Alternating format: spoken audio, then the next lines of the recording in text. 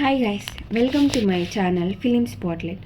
Bollywood top heroine Deepika Padukone ఇప్పటి వరకు హీరోల స్థాయిలో క్రేజ్ రెమ్యూనరేషన్ దక్కించుకున్న అరుదైన నటి. ఇప్పటి వరకు ప్రభాస్ హీరోగా తెరకెక్కుతున్న సందీప్ రెడ్డి వంగ స్పిరిట్ సినిమాలో నటిస్తున్నట్లు వార్తలు వచ్చాయి.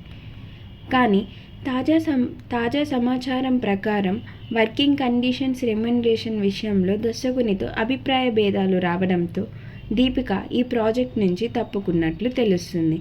గతంలో కల్కి చిత్రంలో ప్రభాస్తో కలిసి నటించిన దీపిక సీక్వెల్లోనూ కనిపించనుంది. ప్రభాస్తో నటించడంపై ఆమెకు అభ్యంతరం లేకపోయినా దర్శకుడు వంగ యాటిట్యూడ్ వల్ల ఈ చిత్రం నుండి వెనక్కి వెళ్ళిందని ఇండస్ట్రీ టాక్.